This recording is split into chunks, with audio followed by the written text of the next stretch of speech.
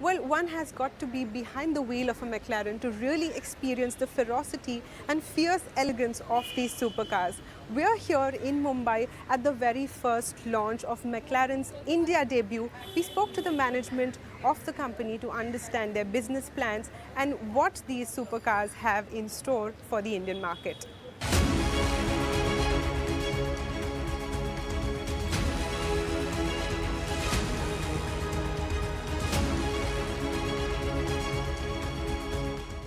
This launch marks McLaren's India debut. What is the brand strategy going to be like for India? Well, I think first is establishment, so to establish a presence here and a centre of excellence, and I think that the facility in itself, lends itself to that. You're here and you can see the quality. Also choosing the right partner, I think, and Lalit and his team, are a proven entity in India, and I think that they've got a great customer following and a great opportunity to have that outreach in a wider context. What is your strategy like? What is the revenue figures you're looking at for 2023? Tell us more about that. So with the brand and us, when we decided to bring McLaren into the country, it's not about top line. It's totally not. It's about exclusivity. It's about maintaining that exclusivity. And it's about seeking out those very, very elite, top of the pyramid kind of customers and giving them a lovely ownership experience. And that's our goal.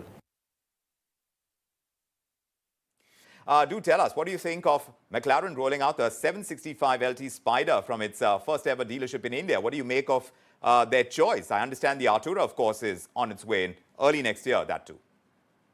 Yes, thanks for having us back. Always a pleasure speaking with you. And yeah, I think, McLaren, it's about time. We know they've been, mulling an India entry for a while now. And actually, very interestingly, I was just speaking to Paul Harris, who is, the regional manager for McLaren. And he did say, while, yes, they have taken their time, McLaren Automotive are also a very young company in the passenger car space, just 10 years. So, honestly, by that sort of yardstick, they have come to India rather quickly. And the car in question that you spoke about, that is actually a limited edition car. The LT, the long tail that it stands for, is essentially a limited run. And the Spider version is the only one that has been allocated to India. So, customers, if they want the hardtop, the regular coupe, well, unfortunately, that's sold out. But you can have the Spider version, in India right now.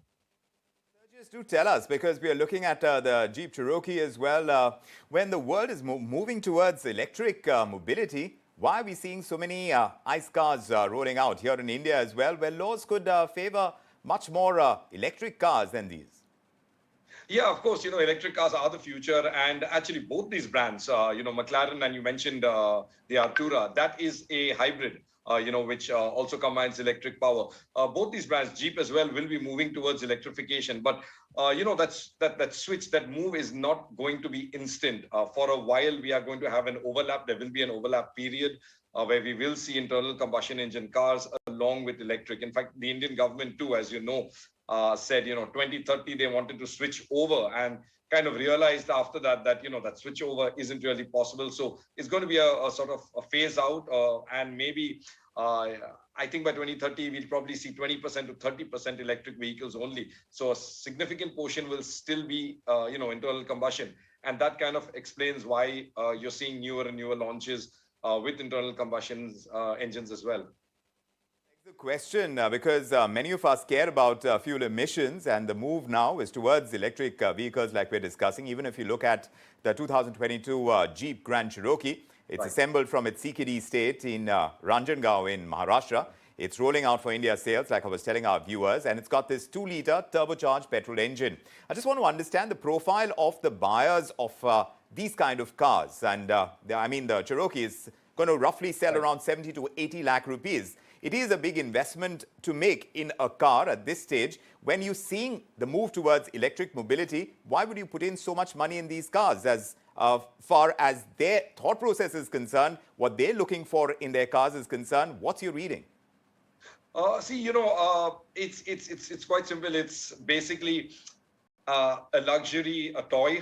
This isn't your primary sort of mobility solution, So essentially, the cars that we were speaking of tonight, for example, they're going to be in multi-car households. So that household is definitely going to have a sedan, SUV, and of that you're going to have some electric, some petrol, perhaps some diesel, perhaps even ethanol and other fuels. So it's going to be, these cars are going to find homes in multi-car sort of garages. And the kind of profile that the buyers are talking about, say for example for the Jeep or even the McLaren, this is your fun vehicle. This isn't your everyday vehicle. It's the one you take out maybe on the weekends, especially the McLaren. Being a supercar, it's not a car that you can take just anywhere out into the city. So it's essentially limited use, only for recreational and fun and things like that. And that's what the entire sort of supercar and the ultra luxury segment is really all about. Honestly, it's not about your daily mobility. Sergius, thanks very much. We'll keep watching this space. We'll wonder if automakers are going to continue making these internal combustion engine cars, if governments and buyers are going to have this continued openness to such cars, and their availability might propel that too. We'll keep tracking that space. Thanks very much for joining us tonight on this show.